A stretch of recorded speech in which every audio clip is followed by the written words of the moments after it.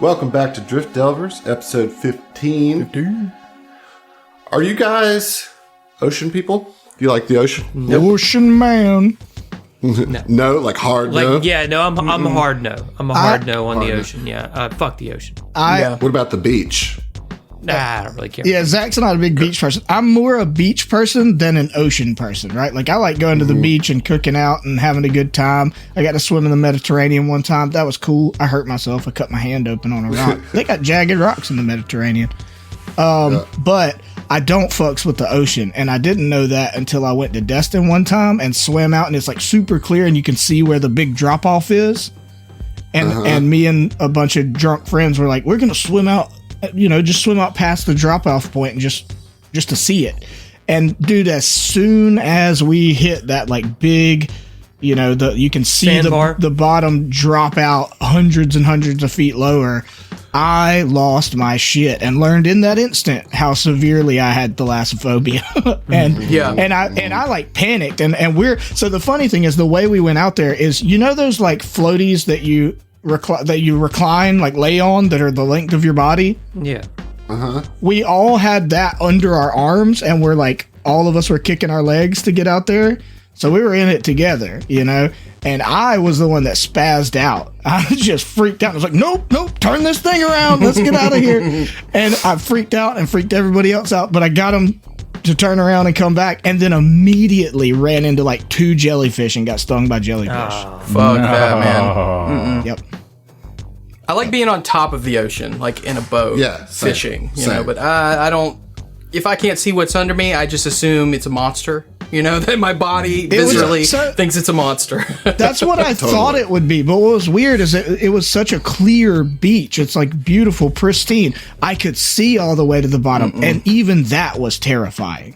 And I don't know why, Well, I mean, for one, there's like a certain sense of vertigo that happens. Sure. There, right. You're like, oh, man, this is deeper than I can fathom. Right. And if I'm at the bottom, I can't swim to the top, Jaws ruined the ocean for me, for sure. That's fair. I saw that as a kid, and I still to this day worried about getting eaten by a shark.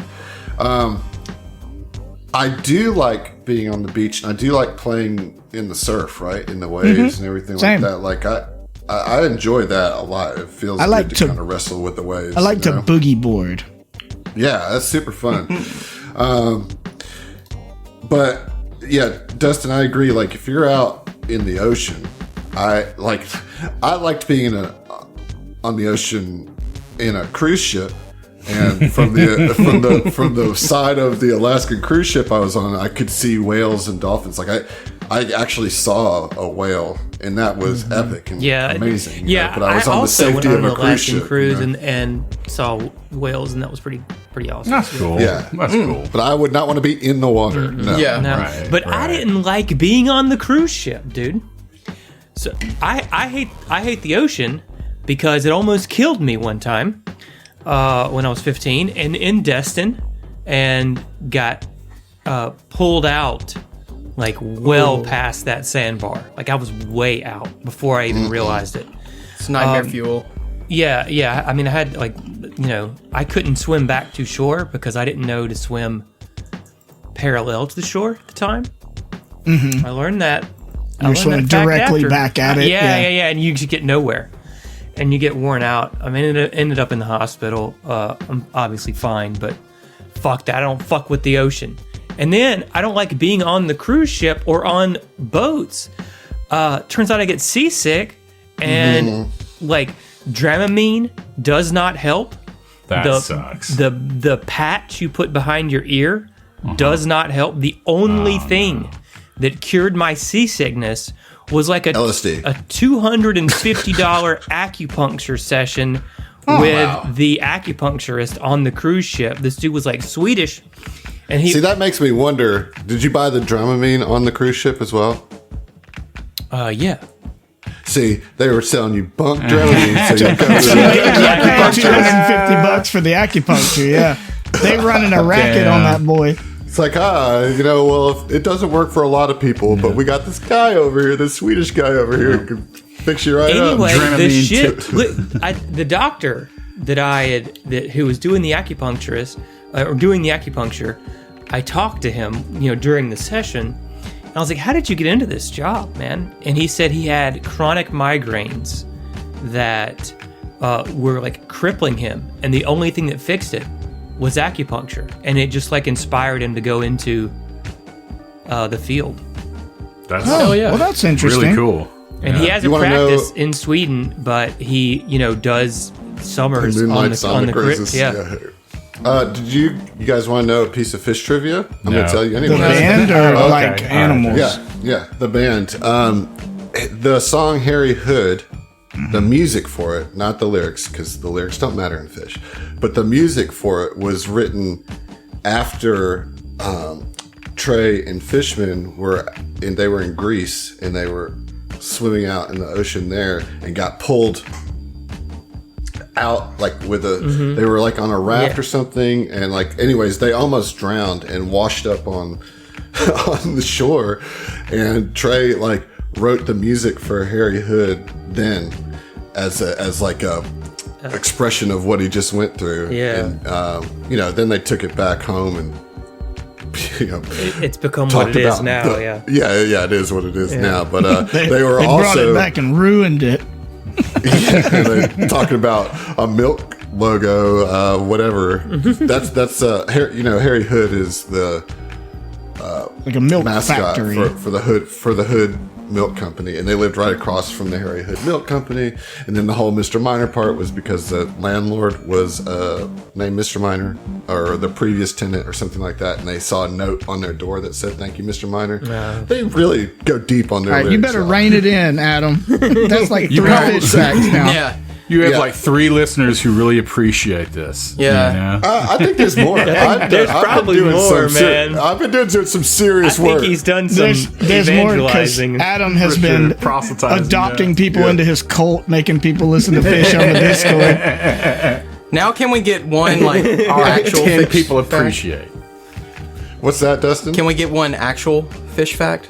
Like actual About fishes. Do you have Yeah. one? Do you have one? Do you have one? No, I just wondered if y'all have. Hoping you had one. No, not the one I could Fun think fact: fish use gills Interesting. to breathe. Yeah. Did you also know that there are river fish and ocean fish? Dude, They no are. way. Yeah. Did you know there's no such absolutely. thing as fish? No, it's just it's what we call the whole group of things down in the ocean. But there's no actual thing scientifically that is a fish. We So just there's call no it all a fish. taxonomic class Yeah, called no. fish. It is sort of an umbrella term. Yeah. Yeah, I'll give you a fun fact about fish that I just looked Oh, up. I looked one up too. First, let's bust the myth that fishes have super short memories. A number of studies support the fact that fishes actually have great memories. In one such study, rainbow fishes exhibited the ability to recall specific routes a year after they had been introduced to them, even though they hadn't been around them for the interim. Fish facts. Glug, glug, glug, glug, glug. Fish facts. It's cool. What's yours, Heath? The world's smallest fish is the tiny goby. Okay. Tiny Oh, goby. name checks It out. rarely ever grows longer than half an inch. I think that's a fish that you could pick up and that you could get in Animal Crossing, if I recall correctly. I think you can get that at Probably PetSmart. They give you a lot of bells for them too. The That is not largest something fish I is the expected whale to come out shark. of John's mouth. Mm-hmm. You play Animal Crossing, John? I fucks with Animal Crossing. Do you really? Yeah, dude. Shit's Wow, great. That's It's great. surprised. Yeah, New Leaf is awesome. Or I can't remember if this is the newest one is on Switch called New Leaf or not. I can't remember. But yeah, I got it. I haven't played it in about a year, but yeah. Okay. That's cool, well, man. Speaking of fishes, you guys just encountered a large space fish pod that moved past you guys. It was this really kind of rare phenomenon, so it's very cool that you guys got to see it. It's also a good omen, and just as the sounds of their whale song drifted away, the mechanical sounds of your dream song came up on the actual sensors or sonar of your ship, and all of you are now hearing in person, in real life, this song that you heard in your dreams that was associated with this space station. And while you can't figure out what exactly is emitting this signal, you can at least trace it back to an area which you've located as the diaspora, which is, I think we talked a little bit about it last weekend, is the remnant, or last week, is the remnants of the planets that Eox had like a war with, right? Yeah. Yeah. The asteroid belt of the Pact Worlds, as it were. Now. Yes. So. Yes. And so that is where we will start tonight. I rolled a die in between sessions. It's going to take you 4 days to get to this signal, the source of this, the signal. I want to just remark on something on what the section in the book is called. As several of you probably know, that each of the sections in the book kind of have like little subtitles, and they're often punny or, kind of funny. In the drift tonight. It's called Signal of Dreams. Okay. Nice. Yeah. This will go swimmingly. Yeah, perfect. That's a reference to another Starfinder adventure, if you don't know. Yeah. You can check out APA to find that out if you haven't already. Okay.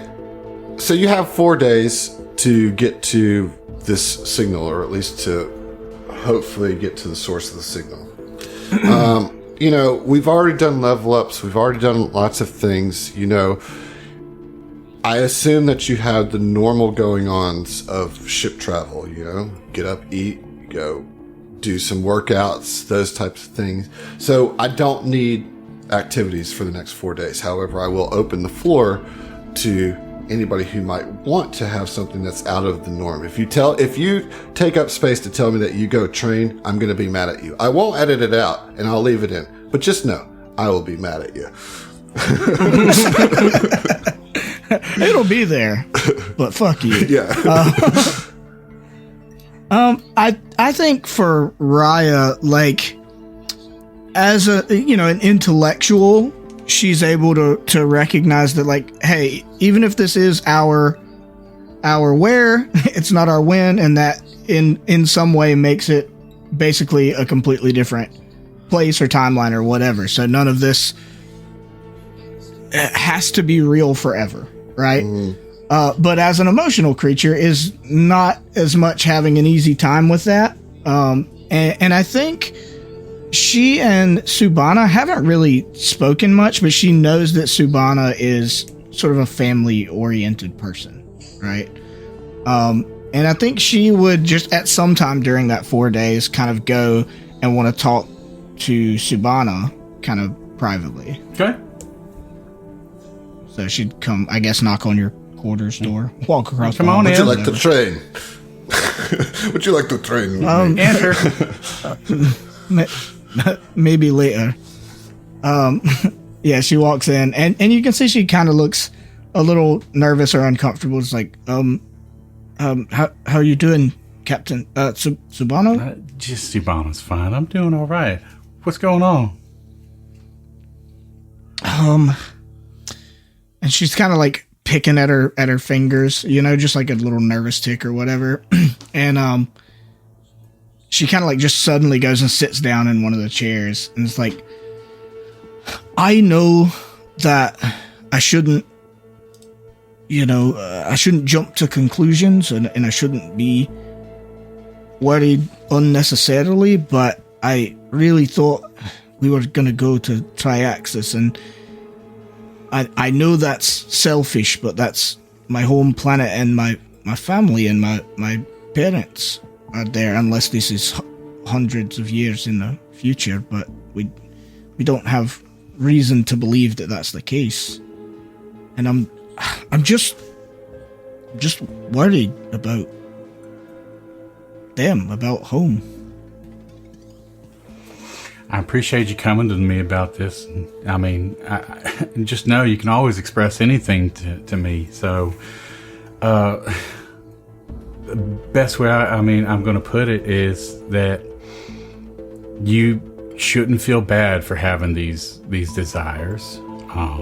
And the way I look at it is that I want to go and check all of our planets. I want to make sure that Gilderon's family and Sayun's family and everybody that's on this cruise, and it makes absolute sense to go and check yours first because you're the closest. But what I cannot shake is that confounding music that we all inexplicably shared. Yeah, that's quite odd. And like we talked about it insofar as we know it happened to all of us, but like what does it mean? So I'm not sure, but what I do know, once we get some more data points that'll point towards a hopefully a logical conclusion, I'm about as in the dark about it as you are. And look, what I want to do, and is just the best logical way that I can suss this out, is that we go and check on whatever this signal is, and then I want to hightail it to Triaxis, and because right now we don't have enough information, and I want to know. So I'm with you. I want to check out Triaxis, but right now we're closer to the diaspora. So why not take a little detour first, and then we can check out Triaxis.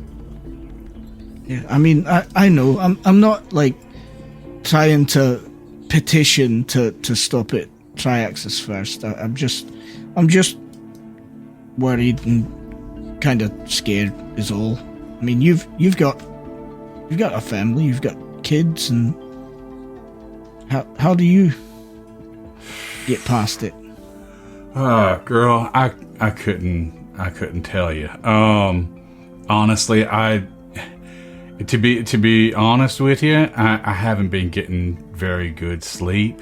I haven't been eating like I should have. I don't feel the desire. The only thing that's keeps looping in my head are my family, and that the fear is what's keeping me driven. Honestly, I mean, everybody is running on fumes right now, just trying to make it all make sense. And right now, that's what we're trying to do. We're trying to make this make sense, and it's frustrating as all hell for me. And right now, I feel about as useless as an ashtray on a hover bike. You know? and that like kind of breaks through a little bit, and she's like, all right, well, Subana, Sue, you and I will just use it as fuel, right? Absolutely. And look, if that doesn't work, just come by, talk to me.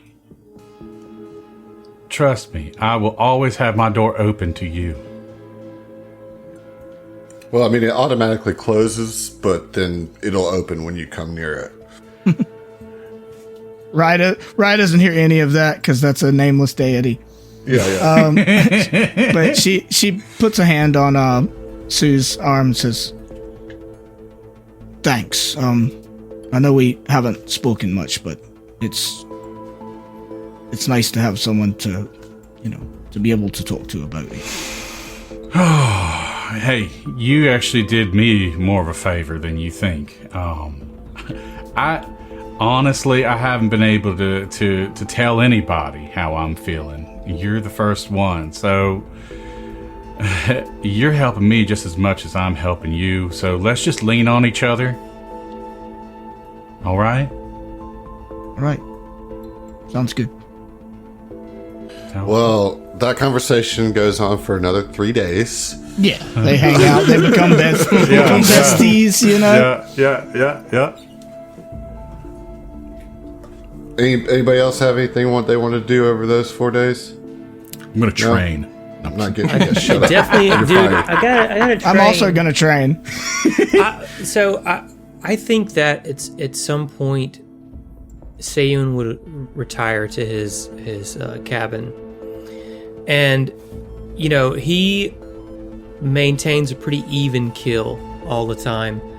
And as soon as he gets into his room, as soon as he closes that door, he almost just collapses onto his bunk, and he just like runs all four hands like up his elongated forehead, his 8 head. I can't imagine how satisfying that feels. Like when you're stressed out and do the push your head back thing, but you've got 4 hands and you've got a 2-foot long head. It goes for a while. You know what I mean? But he lets out just this like exasperated sigh.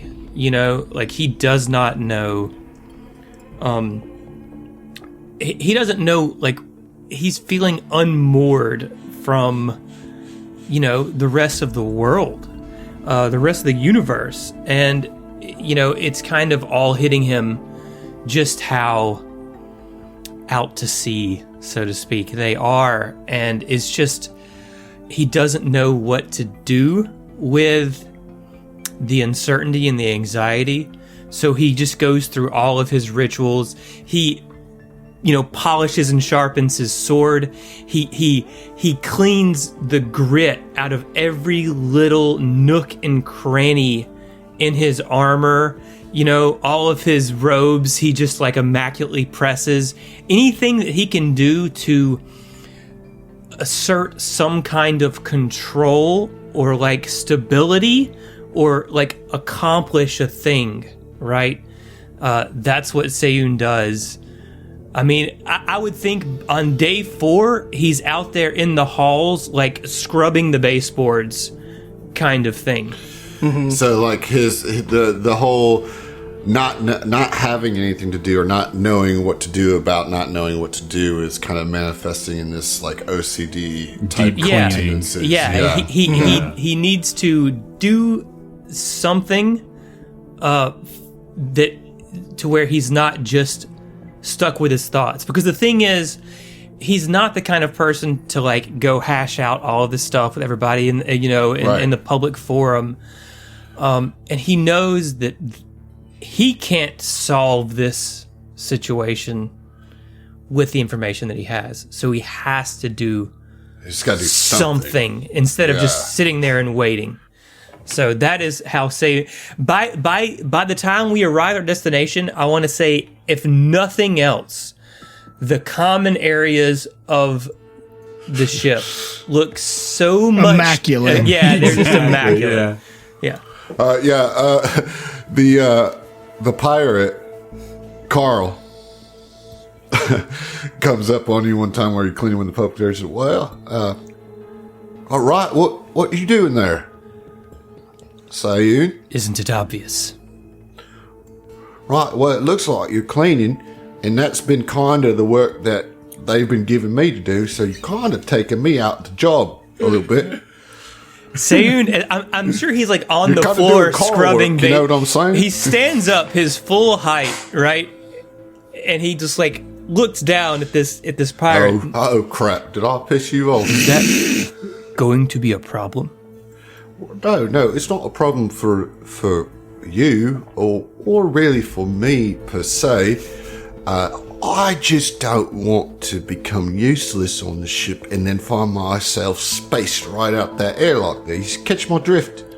Or maybe that was a poor choice of words there, but you understand. Yes, I do understand. Seiyun hands him a rag, or whatever, a cloth, A toothbrush. Yeah. He hands him a toothbrush. Very well then.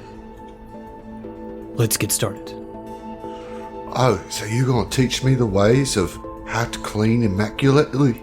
No, but I am going to allow you to clean with me. I like it. I like this mentor-mentee relationship that's budding between us, saying. I will allow you to clean alongside me. Right. Silence. No, I get it. I get it. Brush on, brush off. Brush on, brush off. Little conversation as you can manage. I will do my very best. Very to well then. Speak as little as possible. You can stop anytime. I imagine internally Sayun's like, that's another one that the accent section of their brain is scrambled. That's pretty much what he was. I don't remember this guy's name. You started very southern. Yeah, I know. I always got to get there. What was his name? For the deep cockney. Carl. Carl. He comes from a long line of Carls who were also cleaners on pirate ships. He's actually Carl's Jr. All right, Dustin. What about old Gilderon? Gilderon Whistlepop will be. He is amazed that this signal is like affecting everyone's dreams. You know, he's recently kind of stepped foot into being a sleep researcher. So, kind of in the same vein as what Sayun is doing, keeping busy. He is a gnome, so he has a tendency to get hyper-focused on things. So he's going to be like analyzing that signal, taking in data, seeing if there's any kind of like energy fluctuations that could affect sleep, or any kind of different energies within the signal that we're seeing and we're going towards to suss out. Well, I'll tell you this: that if you actually are like hooking up electrodes to your head, or Lenny would be willing to be a subject for your studies. I will also say that each night as you go, these dreams keep happening, and the song is getting clearer and louder in your dreams. And we'll say maybe on the second night, as you're doing this study, you're like, okay, I want to see something, and you hook up electrodes to Lenny while he's sleeping, and you're looking at the readouts, his brain scan, right? And you notice that there is a spike in activity, but it is not coming from his brain. You have no idea where it's coming from, but it's not being generated in his brain. Some outside source must be injecting these dreams into the brain. Yes, right here. These aren't endogenous brain waves. These are from the signal. Exogenous directly into the brain.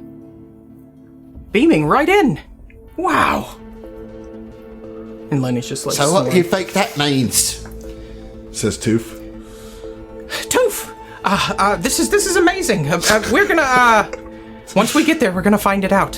For sure. Hopefully it's not something that's gonna destroy us all, but, maybe it's... No, I don't think so. We saw them good omen fishes. I think we're gonna be just fine. That is a perfectly good point, Toof. I will stay positive. I will think on the whales. It's a good omen. Gilderon, stay optimistic, right? You got Toof here in your neck at all times. How could you go wrong? Toof. These last... I do know Toof. I'm Toof. No, that's what I said. I said, Toof? Oh, comma Toof. Yes. Got it. Still working on my grammar. These I'm just changing accents too. The brain stuff's getting to me. Yeah. These last a few days, you've been a real good companion to me, and I just want to apologize. For what? For old Gilderon. Right, wasn't very I'm nice not person. sure what you're on about. Oh. Yeah, I mean, you weren't too friendly with me shortly after I was installed in you, but That's okay. I'm programmed to like you and love you no matter what. So, I must say it's nice to have some sort of reciprocation, but I will like you until I'm deprogrammed. Well, hopefully that won't happen. I'm English now, apparently. Sorry, I'm let fucking me you get up. it. Let me get in. Gilderon Whistlepop. Magically delicious. Okay, there I am. Here I am. Oh, that's it. Just use your anchor phrase, Gilderon, and then you'll be able to speak like you normally do. I think I might have done it. But All right. I love you too, Tooth. Oh, yeah, I love you too. Right. Continues, looking at dreams. Fade out. Okay, so let's give you guys some inspirations. Oh, yay. I don't think I have any right now. I think I'm fresh out. You're fresh out? Well, we'll start with you then, Z. Okay. Roll a d6. Can do, Chief. 1. Oh, look at you. Good omens indeed. This is a personal. Roll a d4. Okay. Can do, Chief. 2. 2. All right. This is from Pin. Shout out, Pin. What's up? What up, Pin? What up? Zach, thanks for Pin. being a super cool and awesome person. Thank you. If you're having a bad day, I hope you remember that your voice in our ears brings countless hours of joy and laughter, and that the world is a better place with you in it. If you're having a good day, well, I guess the previous statement still applies. Aww. Oh, Pin, you say that to all the podcasters, don't you? You say that to all the STFers. Yeah. No, thank you. What a legend. I really appreciate that. Thank you. Yeah, that's a good one, Yeah. Pin. Very sweet. Very, very heartfelt and sincere, and I greatly appreciate it. Wholesome. Yeah. Dustin, That's me. D6. D6 coming up. That'd be a 5. So that's going to be a general, so roll me a D20. It's a 9. A 9. All right, this is from Just J-Rod. What up? My boy. The truncated when it came late, you know, it was like, oh wait, I gotta get it in though. I gotta get it in. Here it is. Tokyo Drift Delvers. We're family. We got a problem. We deal with it together. That's right. That's right. Family. Family. Thank you. Okay. What would Dom do? That's right. John, you're up. All right. WWDD. Yeah. We're gonna ram this With ship right Dominic into that signal. He'd ramp a car Yeah, off ran of the car an off a 18-wheeler building. Yeah. into space. Yeah. I rolled a 3. Okay. Roll a D20 for me. D20 coming up. The old 17. All right. This is another one from Just J-Rod. What up, my boy? Not Heath's boy. My boy. That's Walter's You boy. can't have him. Okay. Sever the ignorant doubt in your heart with the sword of self-knowledge. Observe your discipline. Arise. The Bhagavad Gita. Gita. Nice. Gita. Yeah. Love that. That's Damn, that's a cool. fucking hardcore line too, man. Yeah, it is. I love it. Yeah. Thank you, J-Rod. Okay, and finally Heath. Roll me a D6. 6. All right, that's a personal for you. Did you say 6? And I need a 4, please. No, he didn't. You know it. Roll a 6. 1. Okay, this one's from Shan. Hello, Shan. Hey. Greetings, Shan. Ooh. A small bonus for you. Let's hope it's easier for you to delve into the drift than it is for Shepard to drive the Mako on literally any terrain. Yeah. Do you get that reference, Adam? No, I'm assuming it's a Mass Effect. It is Mass Very Effect. much a Yeah, Mass yeah. Effect. Yes. Yeah. Mako is something else.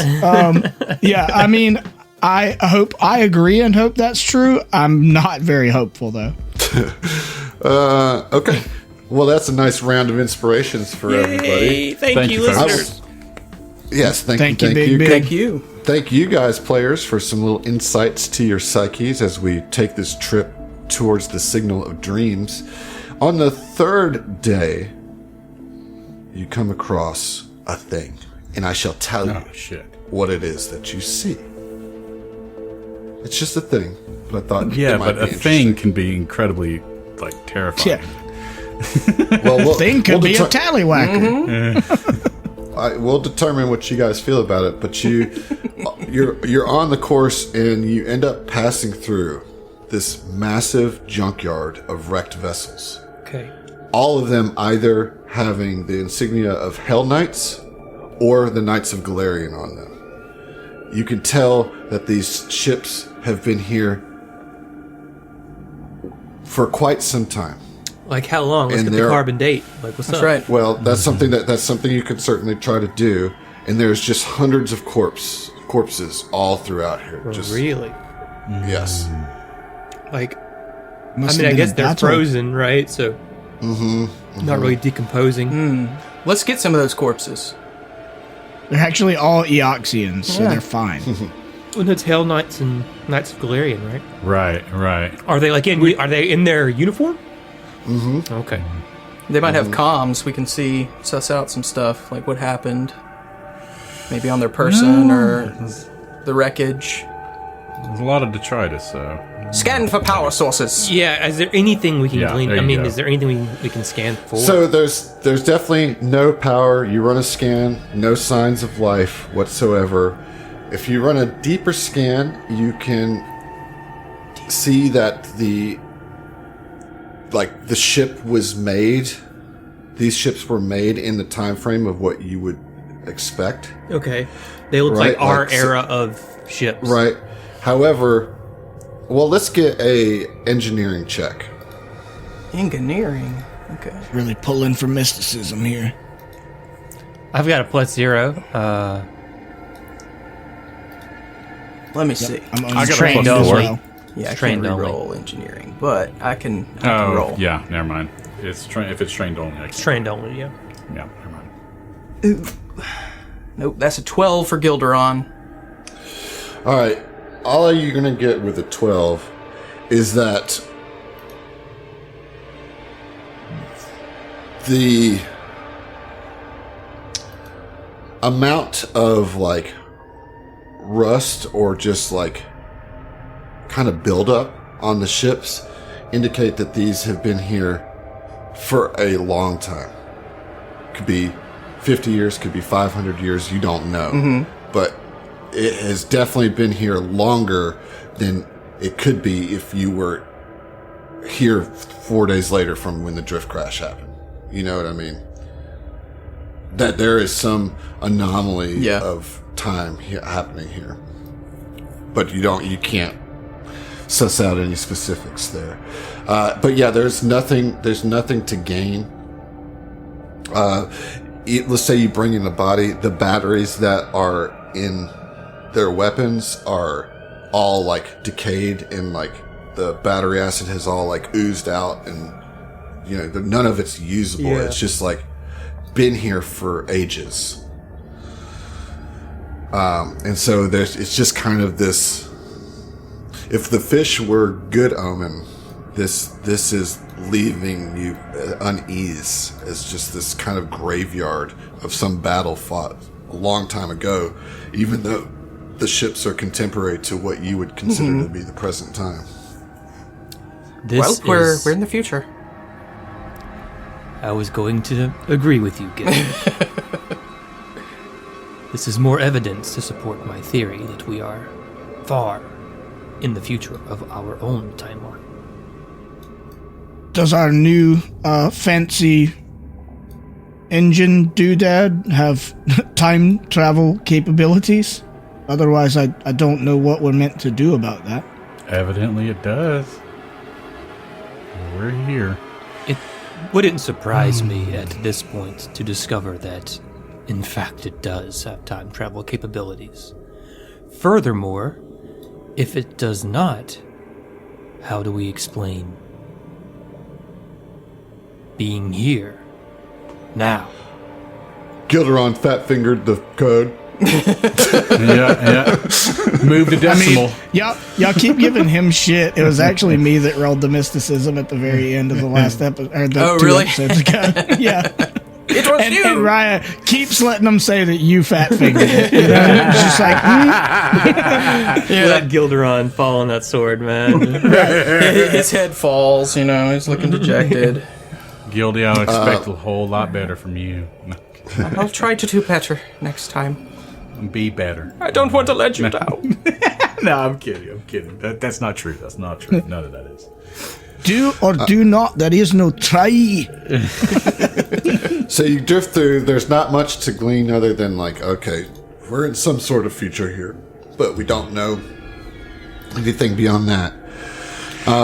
There is one thing that I think we could suss out from the fact that there's a wreckage between these two organizations, is that they were possibly, at least in our own timeline, that they would they have more interest in aligning with each other than being against each other. Just because they're both used by the Pact Worlds at some point. I think we can suss that out. I don't know what you're sussing there, but in other words, I'm saying that if they were allied together, then there was another aggressor, is what I'm saying. I mean, it certainly doesn't look like that. Also, they were fighting each other. This definitely looks like the results of them combat. two fighting each other. Yeah. Okay. That's my concern. Is it? I mean, on first glance, at least, it looks like they were at war with each other, which could imply a larger war of the worlds, so to speak. If the Pact Worlds had a civil war, I mean that could explain why Eox was destroyed by the opposing faction. Is there anything that could suggest, as far as the weaponry, any kind of signature weaponry that the Hell Knights have, that would be found as far as scarring on any of the wreckage found on the Knights of Galarian ships, etc., vice versa? No. But it clearly looks like they were fighting each other. Okay. Right. Yeah. But to both of y'all's point, that seems strange that they would be fighting each other. Right. But I don't think you could presume that there's something else that was attacking them, because there's no evidence of any other faction or creatures. There's no large claw marks or anything on the ships. It's all ordnance fire. Gotcha. Okay. So on the evening of the third night, you kind of go to bed maybe a little nervous about that, but I mean it's just added to the pile of things that when it already happened, Right, and it seems so old. It doesn't feel like that there's a threat of danger because of this lurking around somewhere. It's just kind of feels almost like finding artifacts of war. It's like ancient history. If there was an ongoing war, we would have picked up something on the scans through our travels. Right. Okay. So then on the morning of the fourth day, you arrive at the diaspora and you follow this signal to its origin point. Phil Collins. And he's out in space with his fucking kit, dude. And as soon as it comes into view, even when it's small in the distance, you guys all get this feeling of deja vu and knowing that this is the space station. Yeah. In your dreams. And as you get closer, you realize, particularly you, Gilderon, you realize not only is it just a space station, but it's a dream station. One of Desna's dream stations. And when you get there, there's just, as I said, the deja vu is overwhelming to you. Yeah. You remember walking through this in your dreams, right? And being there, and now it's here in front of you. So you run a scan on it, I'm sure, right? As you would do. And the scan reveals the station has no life support, no light, and fluctuating levels of power, but there are life signs on the port side of the station. Okay. You know from your dreams that this station's databanks probably have important information. But you can tell that there is not substantial power here. Any power that you're sensing looks like emergency power, backup power. It's all very low. As you kind of look around it more, you can see that there are two places that you could dock the station. Either on the port side, where the airlock is open and holes appear to be chewed through the station, or the starboard side, where the airlock door is intact. We get to choose. Yeah. I mean, those are the two. Those are the two options. Yeah. Yeah. I mean, I think the one that's not being chewed through. Right. Just because it's, any kind of safety systems that might be around, we don't want them compromised on our entry. So that's my thought. Or hold up for a second. This is the station from our dreams, our shared dreams. Correct? Are y'all getting that sense? Oh my god. Yeah. And I think so. The implications of this. We had the first dreams before we even jumped into the portal to this time. This is like some kind of divine guidance, divine destiny or some shit. This is that shit? Well, I know I am feeling an intense feeling of that I've been here before. Deja vu. In our dreams, didn't we? I remember that there was the seeing from the bridge, but also wasn't there a point where it was like we saw like it collapsing or something like that, or like it wasn't like descending down into like falling to a planet side or something. No. Oh. Do the rest of us get the sense of knowing as well, or is it just Gilderon? Of knowing what? We all got deja vu. We all have a similar feeling of deja vu. The only thing that Gilderon recognizes that you guys may not is that it's a dream station, not just a space station. Oh, okay. I got you. That this is specifically a Desnian station, but it's in total disrepair. Well, there might still be some supplies aboard, if nothing else, that could help us, but I suspect, this being the station in our dreams, that whatever we find will be more than simple supplies. I know for my own part in my dream, I knew the password to something. It was harmony. It appears we're meant to come to this dream station. We've seen events that might possibly happen, so try to pull those memories to the forefront of your brain and see if you recognize anything as we're going through this, what I assume is going to be a dangerous situation, just based off all the dreams that we had. So, yeah, I'm ready when you are. Soon says, for my part, I hope that we find answers more than supplies. Agreed. You and me both, Sayun. Port or starboard? I elect starboard. You? Subhana, I am one to face my problems head on. I say we greet these life forms with our heads held high, faces toward them. Sayun, coming from a warring planet myself, I'll tell you, a lot of frontal assaults do not end the way that the soldiers expect. Sometimes you have to be crafty. Flanking from behind, you know what I'm saying? Very well, Subhana. I will defer to your judgment. What about you, Raya? Guilty? I'm for the door that doesn't have the big holes in it. So let's go to starboard. Agreed. And it, like I said, I had a password of sorts in my dream, so I may be able to get us in easily. Let's hope so. Maybe you got the code to the door. All right, Walter, bring us in. Let's go ahead and which I'm sorry, which side? Starboard, if you would, Walter. Will do. He does that.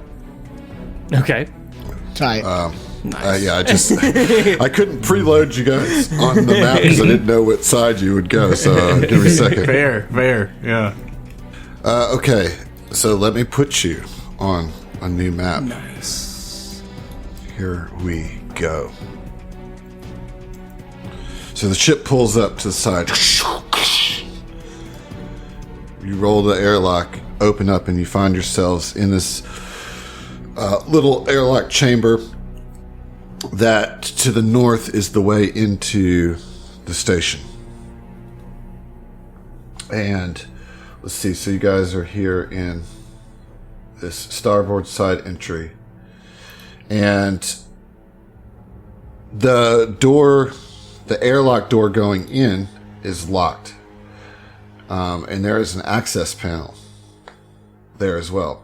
Despite the station having no power, the panel glows with life, supported by a small technomagical sigil that seems to be acting as an emergency battery. You could certainly determine, Gilderon, that sigil is of Desnian. I relay that. Yeah. I mean, I think Raya approaches just feeling like we've all seen this before, or at least she has. Like, if there's an access pad, she's going to type in Harmony. That was from your dream, yes. Yeah. I need you to roll a reflex save. Ooh. As you try to put the H in, an arc of electricity launches off the pad right into your hand. Ooh. I don't like this. Yeah, I really don't like this with a 12. Well, that beats it. Does it? Yeah. Wow. So you're only going to take half damage. And I rolled snake eyes, so you take 1 point of electricity. Nice. Easy game, dude. But yeah, so you basically get like a little static electricity discharge. And what is this, a defense system for babies? Yeah, but it does seem odd. It doesn't seem congruent with, you're putting Harmony in here, and this is a dream station. These stations, if you remember, are meant to be waypoints for travelers, right? Yeah. So having a trap on here seems strange. Yeah. It's counterintuitive. Yeah. Right. And it definitely doesn't seem it doesn't seem like a normal trap in the sense that, like, it was really just you touching it, regardless of where you touched it. It wasn't like you put the code in, because as you finish it unlocks and opens, but there was just this discharge attached to it that kind of pricked you a little bit. So yeah, you can make your way into that airlock. Okay. Right, let's go. Right, marching order. I'll go first. Sayun will go first. I'm under 6, Sayun. Ryan next to Sayun. I mean, this is the marching order, right? It's like always this is, Yes. Yep. Yeah. This is it. 2 by 2. Frontliners up front. You're in the entry room here. One to the north and one to the east. It's going to actually be the east. It says west. I don't know. It's one of those weird things where they got north-oriented weird. So I'm just going to go with what we're seeing on the map Space here. north and space east. For you, it's going to be east. Okay. Because we're in the right room. Yes, we're in the right room. Do we get any dream vision intuition about which direction to go? No. So the one leading north looks like it's, there is no like access panel on it. It looks just like a regular door. But the one to the right or the east does look like it has a lock mechanism on it. Perhaps we should try your password. Right. It does not. No, it doesn't have like a. It doesn't have like a panel. It's just like a lock, not a input right. panel. Is it a computer lock? No. It's a physical lock. A physical lock. Yeah. Can we break it? You could try to engineer it. You can try to just muscle it, but engineering might be the good start first, and then if that doesn't work, you can bring it down. I'm not the engineer in this outfit. I admitted it would be rather nice to see you. Okay, I'm sorry because I apologize because of the orientation. The door to your right is actually the north one, therefore it is the one without the lock. Oh. And the one above you is the one with the lock. Sorry. Okay. Sorry about that. Which would make it west. Right. So north is to the right on this map. I see. Cool. I will roll an engineering check. Let's see if I can get this door open before you... To open the locked door, Yeah. and we're going to not touch the unlocked door. Right? That's just making not sure. at I the got to moment. get my... yeah, I'm just getting oriented because I got confused for a second. Yeah. All right, got it. All right, engineering check it is then, sir. That's 12. That's not going to This party is dice cursed, I swear. We really that's are, not man. great. Shit takes way Maybe longer you should be than it rolling needs real to. dice from our sponsors. Might be good. I mean, I bought them. You know? Yeah, Dustin, I'm going pull my to give you tray one out, more man. roll with real dice. See if you can. My real dice are in my bag, and my bag is not with me, so I don't even have real dice. Well, that's Unless what you want me to get roll then. a D100. No. Okay, so you're not able to kind of like engineer your way through that. Yeah. Perhaps I can try a more direct method. After you? Say Get and him, we'll try killer. to force the This door. will be a strength check. Right. One person can aid. I'll aid. Or attempt to. Wait, alright, hold up.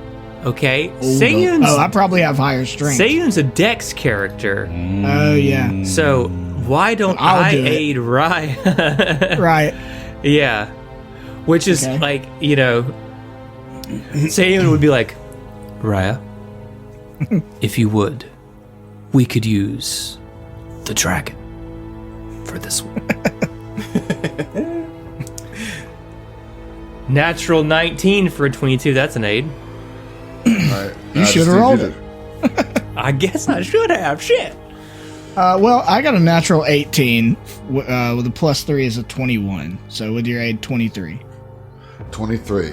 All right, you just get in there and like Seiyun like kind of holds the back like the hinge side of the door and pushes in while you're like trying to just yank it out. So you kind of have this lever action going, and pop, you just pop the lock. Mm-hmm. And so yeah, you succeeded. Seiyun taps Raya on the shoulder. Well done. She accidentally steps on your foot with her now 2 gigantic dragon feet.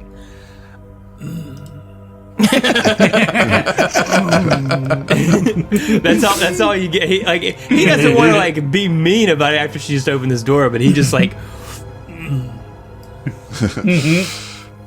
All right, so the door is unlocked. okay. Let's move through it. Ooh, All right. interesting shape to this room. All right, so you actually find yourself in what looks to be a hallway, kind of a corridor that wraps through the station here. There is a door to the north or the right, and then kind of down the hallway to the south, you see another door, and then the hallway kind of opens up beyond what you can see. It's very dark in here, so you can only see so far. Shit. So you have... Does there appear to be a lock? There's one door to our right that's like literally 5 feet away. Does it appear to have a lock on it? Yes. Yeah. So you have a lock on this door, and then there's the door that you just walked past that doesn't have a lock, and then doesn't seem to be a lock on the door to the south. I mean, we might as well try this locked door as well. I can take a crack at it I again. feel like anything valuable will be in the locked rooms. Precisely, Raya. Where they don't want us to go is precisely where we need to go. Well, all right. So this lock looks different. Oh. Does it have an input? It does, but the screen is like all fuzzed out. It's like glitching out. It's like, and why don't you roll a mysticism or computers, whoever can. I'll roll mysticism. I can roll mysticism, yeah. Mysticism's my highest. I can also roll mysticism. That's right. We mystics up in this joint. All of us. I do not aid. It's a total 18 for saying. I got a 16. 27. Yeah, baby. Nice. Okay, yeah, Raya, you know that something is off with this, and it's almost as if the lock mechanism has been, or like the signal to the lock mechanism has been rerouted. Like this, you cannot use this panel to unlock the door. So, something, there's like interference or something, some strange interference, and you don't understand because there's no power here. Right. There's a display that's kind of fuzzy, and like anytime you try to do anything with it, it just like you can't get anywhere. Right. Guys, there's something very strange going on with this lock, and I get the sense that we're gonna have to go deeper in and find another way to open this door, which makes me really want to get in there. Just take mental note, we have to circle back. All right, I take out a Sharpie. I write on the door. Priority number one. Okay. Right, I mean, so right. that's essentially what this is not one that we're going to get. There's something that is trying to interfere with us getting in the stores. Yeah, or like it's been, like whatever, there shouldn't be signals here to begin with. So whatever signal this is, he said it's like it's been rerouted or something. So I imagine there's another control panel or something somewhere that will give us access to this. Yeah. We got to get the upgrade before we can open this door. So. Okay. I want to try to force it, but I mean, I feel like it's a This plot is a armor much- situation. Yeah. Well, it is that, but it's also notably a much more reinforced door see. than any of, like, so yes, it's a plot blockage, but also it might indicate that there's something more important behind that door because Right. it's structurally way more sound than any of the other doors. That's why it's priority number one. Very well.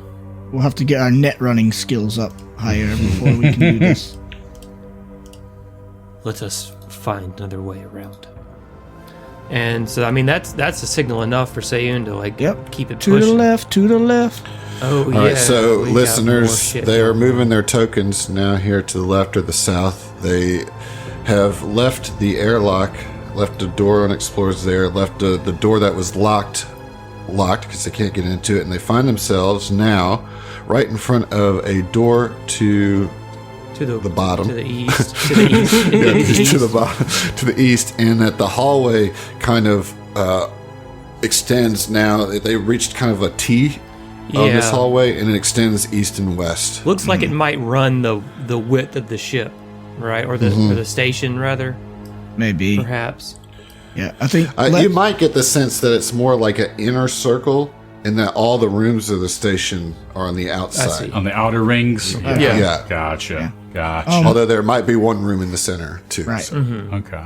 I think let's check this one, and if there's not, further winding hallways and corridors, that perhaps we should circle back and check the room we skipped before we move on deeper into the station, just so we don't miss something.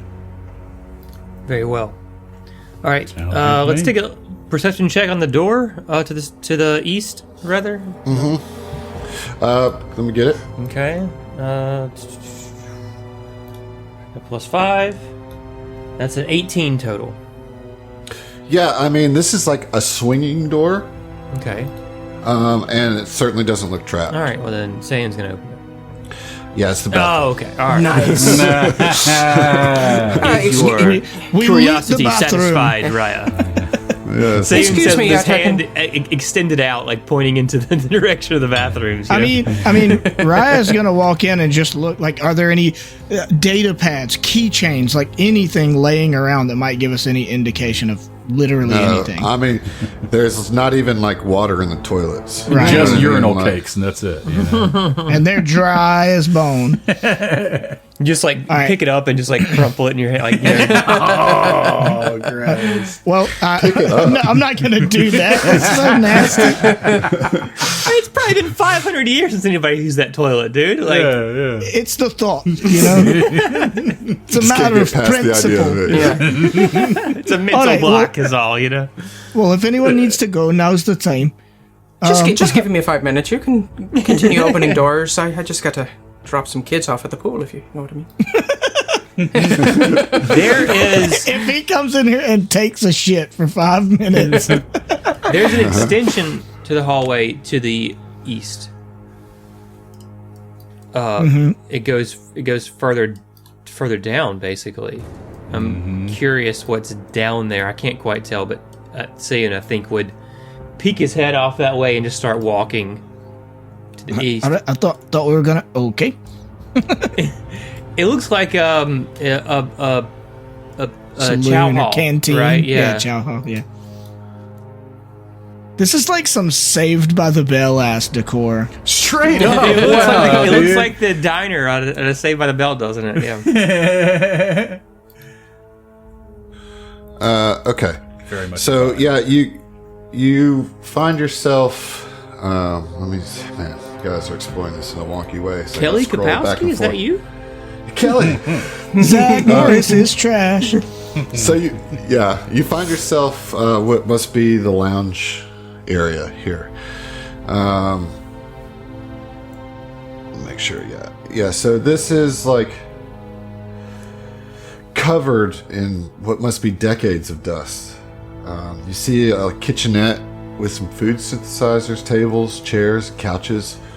There's a series of doors on the kind of, if you The like western look in wall, on yeah. the western wall, yeah.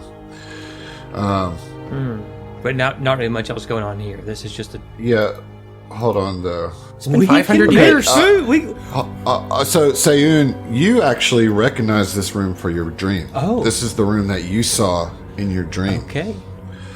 And that you felt like this was a good place to rest, and that this was like a safe space, you know. And now it certainly doesn't feel like that now, but you get the sense that this might have been the quarters, and those two doors are probably some sleeping areas. Leading to bunks. Yeah. Sayun relay that information. Obviously, you know, I have been here before, in the dream. And you know, tells them that again, those doors likely go to quarters. Shall we explore them? Like cabins? Indeed. I am doubtful that we will find the answers we seek in these quarters. Well, let's be thorough. I mean, we don't Very really know well. what we're looking for, so any door could have what we need. Right. Let's check the quarters, and then if it's not much there, we'll circle back. I'm not even gonna going to check skip. this door. He's just gonna bust through them. Just gonna do it. Boom, boom. Yeah. Yeah, and you certainly see Bunks. what looks like two bedrooms. Yeah, Sayun opens the door on the right, Raya the one on the left, and they're both just rooms with like two. It's funny because the floor is like blue with stars on it, and then the covers are purple. I get it's all Desna stuff, but again, very like 80s, like Saved by the Bell feeling. Very much. Like, Yeah. Quick I'll say cursory, that, anything. what I will say is that those rooms feel like there's a presence of travel, dreams, luck that lingers in that area. Desnan. Yeah. Or Desnian? Absolutely. It's Desnan, not Desnian. Desnan. Yeah. Sort of Desnan domains, right? That's Subana, Maybe we should take while a they're nap. checking that out, you're kind of lingering out in the lounge, right? Roll me a perception check, please. All right, rolling. Okay, that's a 21. 21. Just a little shy. I can tell that there are certain aspects of the game that Finder doesn't like running based on what he doesn't add to the Foundry. Right. Okay, let's see here.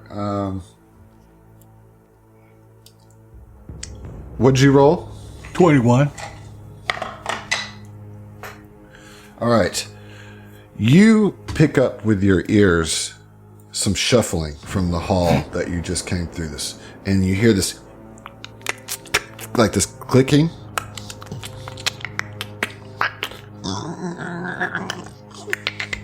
Approaching you, and you peek your head around the corner, and you see 3 of these things shambling towards you. Oh, hell. Oh, it's the Mothman. Maybe? Okay. Zombie moth people. Ooh. that. Well, Look you at know, that- they've got a look at that good bite solid taken number out of of their arms. leg. I Yeah. gotta say, they got an appropriate number of arms. So you see them, and they're all just kind of like shambling in like weird, Right. contorted ways. Right. And they seem to be walking towards you, though they haven't noticed you yet. Right. And hold on. And let's see here. Okay, who had the dream about the purple creature with the decaying wings? Me. Yeah, okay. Yeah. So this is what you saw in your dream. Oh, This is okay. it. This is that thing. This is the purple creature with ancient decaying wings, delicate like those of a butterfly, once rainbow colored, but now mottled, filled with holes. And in your dream, it lurched towards you, clumsy and slow. But right now, it hasn't discovered you, noticed you, and we'll see you. Battle next episode. Let's kill it, man. Let's kill it. Maybe. Put it out of its misery. Thanks for listening to the STF Network.